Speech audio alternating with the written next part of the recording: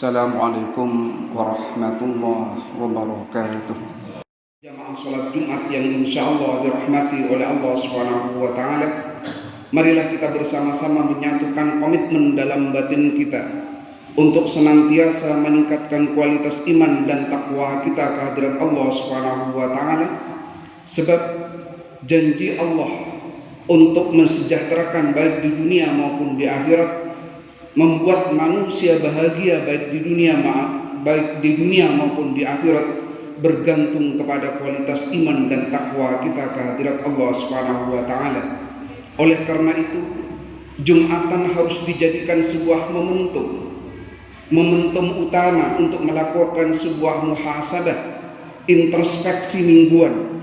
Apakah dalam minggu kemarin kita berada dalam posisi beriman dan bertakwa ke hadirat Allah Subhanahu wa Ta'ala, atau sebaliknya? Kalau setelah kita mengadakan muhasabah mingguan ternyata ditemukan perbuatan-perbuatan baik kita dalam minggu ini yang mendominasi, tangan kita yang selalu memberikan sesuatu kepada orang lain yang mendominasi, mulut kita yang selalu membaca kalimat thayyibah yang mendominasi, hati kita yang selalu berprasangka baik kepada orang lain dan itu yang mendominasi, kaki kita yang selalu datang ke masjid tiap waktu dan itu yang mendominasi, malam hari kita selalu tahajud kepada Allah Subhanahu wa Ta'ala dan itu yang mendominasi. Maka insya Allah minggu kemarin kita benar-benar berada dalam posisi iman dan takwa ke hadirat Allah Subhanahu wa Ta'ala. Namun andai sebaliknya, setelah kita mengadakan muhasabah mingguan ternyata ditemukan perbuatan-perbuatan jelek kita yang mendominasi, tangan kita yang kekeh pegang harta, padahal 2,5% milik orang lain tidak pernah kita kasihkan kepada mereka, mulut kita yang tidak pernah tersentuh dengan bacaan Al-Quran, mata kita yang tidak pernah tersentuh dengan kalimat-kalimat Al-Quran, hati kita yang sering berprasangka jelek kepada orang lain, kaki kita yang jarang datang ke masjid, dan tahajud kita yang sering kita tinggalkan. Maka dalam minggu kemarin kita benar-benar berada dalam keimanan yang sangat rendah. Dan Umar bin Khattab menyampaikan sebuah kalimat kecil, mencari orang yang tidak pernah berbuat salah sama dengan mencari kuda yang bertanduk. Tidak akan pernah ada. Manusia tempatnya mahalul khata' wan nisyan, salah, lupa, dan itu sifat manusia. Oleh karena itu barang siapa yang kemarin dalam minggu kemarin berada dalam posisi iman yang tipis, maka sebenarnya ketika Umar bin Khattab ditanya oleh sahabat yang Amirul Mukminin, kalau manusia itu memiliki kesalahan, seluruh manusia memiliki kesalahan, lalu siapa orang yang baik? Maka Umar menjawab, orang yang baik itu adalah orang yang pasti pernah melakukan sebuah kekeliruan. Orang yang baik itu adalah orang yang pasti pernah melakukan sebuah kesalahan, lalu insaf atas kesalahan yang ia perbuat dan tidak sejengkal pun perbuatan salah ia ulangi, lalu bertaubat kepada Allah dengan taubatan nasuha. Hadirin yang dirahmati oleh Allah Subhanahu wa Ta'ala, 114 surat yang ada di dalam Al-Quran, hanya surat Baroah yang tidak ada bismillahnya. Apa artinya? Allah menampakkan diri kepada manusia bukan maha tinggi, bukan maha merajai, tapi Allah menampakkan diri kepada manusia sebagai maha penyayang, maha pengasih. Maka siapapun yang punya salah, insya Allah akan diampuni oleh Allah Subhanahu wa Ta'ala, asalkan bertaubat dengan taubat yang sungguh-sungguh. Sebesar apapun dosa manusia, masih lebih besar maghfirah Allah. Segunung apapun dosa manusia, masih lebih tinggi maghfirah Allah Subhanahu wa Ta'ala. Hadirin yang dirahmati oleh Allah Subhanahu wa Ta'ala, di siang yang dirahmati oleh Allah Subhanahu wa Ta'ala, khatib ingin menyampaikan kalimat yang disampaikan oleh Rasulullah sallallahu alaihi wasallam. La'antuhum, kata Rasulullah, saya melaknat mereka. Wa la'anakumullah, dan saya juga melaknat, dan Allah juga melaknat mereka. Wa kullu nabiyyin mujibud da'wat, dan nabi yang doa-doanya diterima oleh Allah juga pun melaknat mereka. Sittatun, kata Rasulullah, ada 6 orang, 6 golongan yang menurut Rasulullah akan dilaknat oleh Rasulullah, akan dilaknat oleh Allah Subhanahu wa Ta'ala, dan akan dilaknat oleh seluruh Rasulullah Sallallahu Alaihi Wasallam. Semua akan melaknat. Siapa mereka? Yang pertama, az-zaidu fi kitabillah. Yang pertama adalah orang yang menambah-nambahi Al-Quran, menambah-nambahi kitab Allah, menambah-nambahi kalimat yang sudah diberikan oleh Allah Subhanahu wa taala. Ada Al-Baqarah fadilah ditambahi misalnya, maka dilaknat oleh Allah Subhanahu wa taala. Hadirin yang dirahmati oleh Allah Subhanahu wa taala, wa idza sa'alaka 'ibadi 'anni fa inni qarib ujibu da'watad da'i idza da'ani falyastajibu li wal yu'minu bi la'allakum yarshudun. Ditambah lagi la'allakum ta'lamun, la'allakum tadhakkarun, maka dilaknat oleh Allah. Walaupun arti katanya hampir sama, tapi kalimat yang ada di dalam Allah, Allah itu sudah paten. Makanya Rasulullah ketika menerima ayat terakhir, al-yauma akmaltu lakum dinakum wa atmamtu 'alaikum nikmati wa raditu lakum al-islam madina. Agama ini sudah sempurna, tidak perlu ditambah-tambah. Makanya Rasulullah mengatakan ada 6 golongan yang akan dilaknat oleh Allah. Salah satunya adalah menambahi ayat-ayat Allah Subhanahu wa taala. Yang kedua, al-mukadzibu biqadarillah, adalah orang yang tidak menerima, membangkang terhadap ketentuan Allah Subhanahu wa taala. Hadirin yang dirahmati oleh Allah Subhanahu wa taala, siapa orang yang membangkang ketentuan Allah? Adalah orang yang tidak percaya kepada nilai-nilai Al-Qur'an.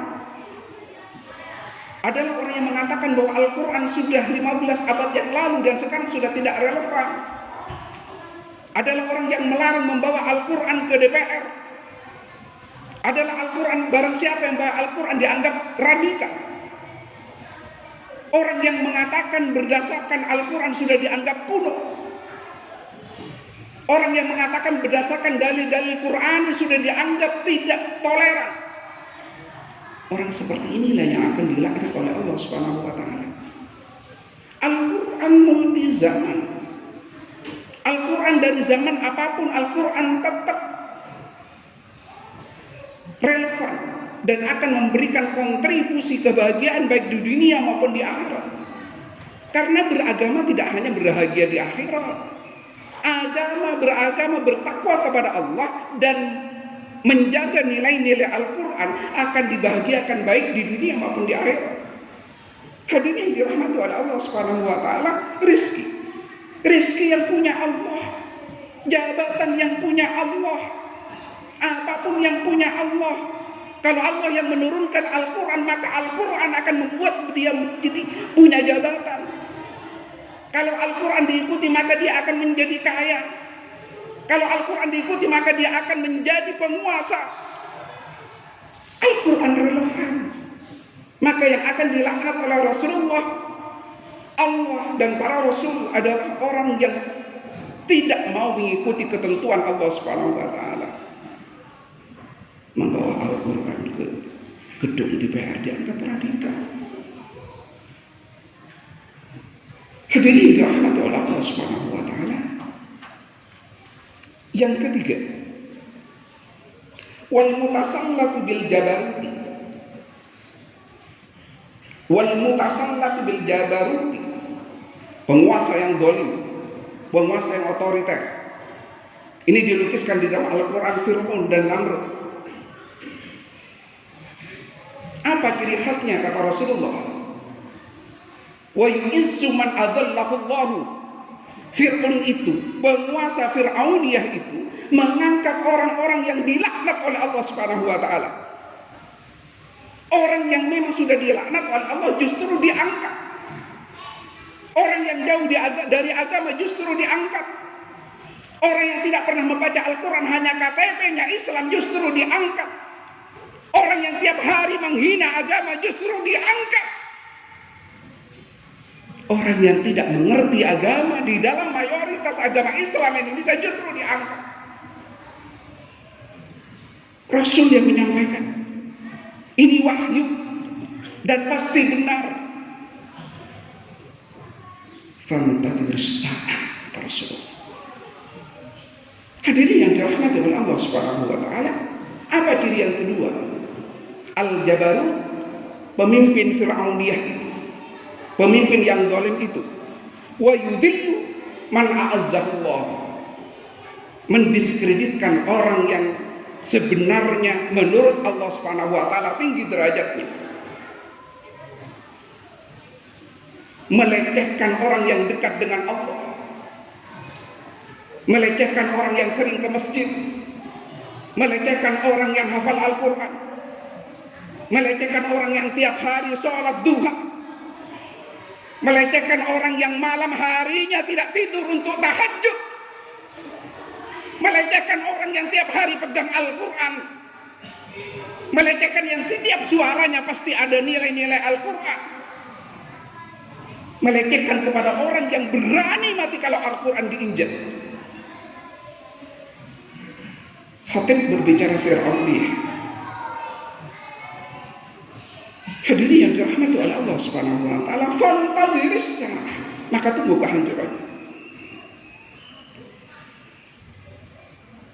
Yang ketiga, madot Rasulullah, wal mustahillu li haramillah, menghalalkan sesuatu yang diharamkan oleh Allah Subhanahu wa taala.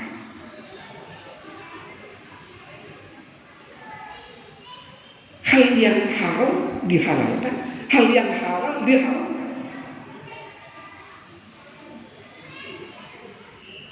Jilbab wajib, tapi dianggap halal tidak berjilbab.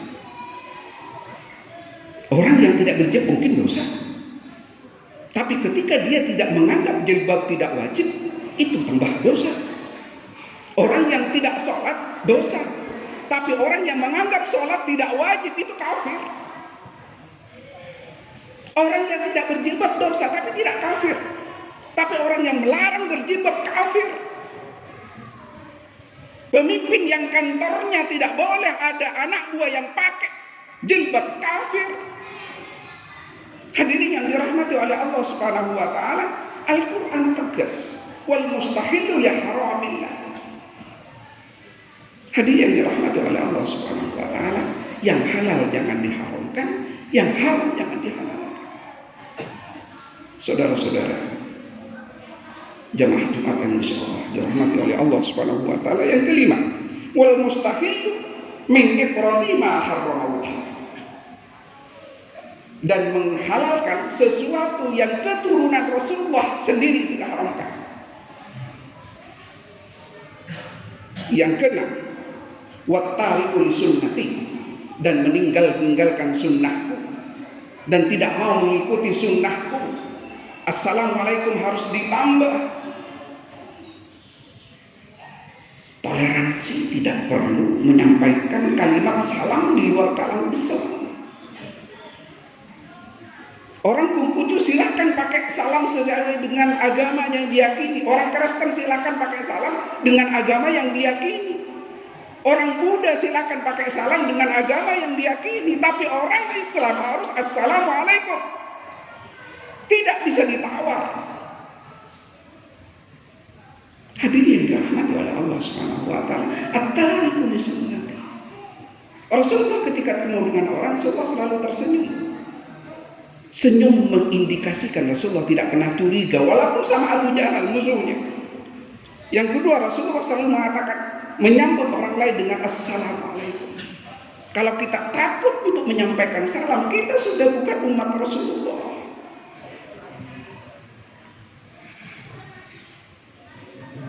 Rasulullah ketika bertemu dengan orang lain, Rasulullah selalu mendoakan orang yang ada di depannya, bukan menghardik. Dan kita ketika orang Islam ketika ketemu dengan orang lain mendoakan orang lain. Apa kata Rasulullah SAW? Barang siapa yang mendoakan orang lain, maka 7 malaikat akan datang menghampiri kita dan mendoakan supaya kita lebih sukses dari yang doakan. Generasi muda Islam yang dirahmati oleh Allah, yang tidak punya pekerjaan, yang masih nganggur, yang masih punya jabatan, doakan orang lain agar punya jabatan. Malaikat akan amping-amping agar jenengan dikasih jabatan. Doakan orang lain yang kaya, maka Allah mengutus malaikat untuk mendoakan kita supaya kita kaya. Makanya Rasulullah menyampaikan dengan kalimat yang indah, ad-du'a bid-du'a.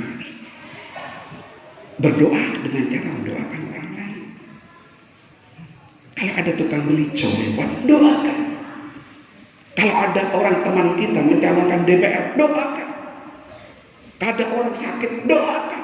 Kalau ada orang lewat meninggal dunia, doakan. Apa kata Rasulullah? Maka setiap doa yang kita tabur, maka malaikat akan mendoakan, 7 malaikat akan mendoakan kita. Kalau 10 kali satu hari kita mendoakan orang lain, maka akan ada 70 malaikat yang mendoakan kita.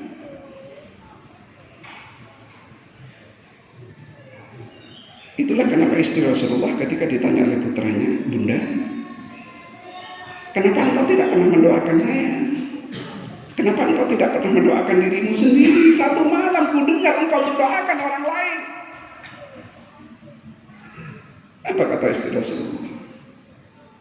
Rasulullah SAW mengatakan, barang siapa yang mendoakan orang lain, maka akan datang 7 malaikat untuk mendoakan kita. Wal asr, innal insana lafi khusr. Demi waktu, innal insana, sesungguhnya seluruh manusia, lafi khusr, akan menjadi rugi. Yang kaya rugi, yang menjadi pejabat rugi, yang miskin rugi, yang usianya banyak rugi, yang usia pendek juga rugi. Illal ladzina amanu wa amilus sholihat, kecuali orang yang yakin kepada Allah, beriman kepada Allah, dan dibuktikan dengan perbuatan-perbuatan baik, termasuk salah satunya mendoakan orang lain, termasuk salah satunya memberikan sesuatu yang kita miliki, termasuk salah satunya adalah membantu orang lain. Illal ladzina amanu wa amilus sholihat wa tawasaw bil haq, dan selalu menyampaikan sesuatu yang hak, tidak pernah takut kepada siapapun. Lau mata lain, kata Rasul. Katakan yang benar, jangan pernah takut.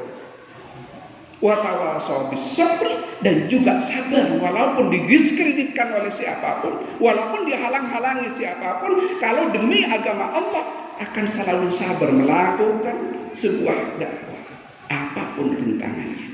Aku qouli hadza astaghfirullah, innahu huwal ghafurur rahim.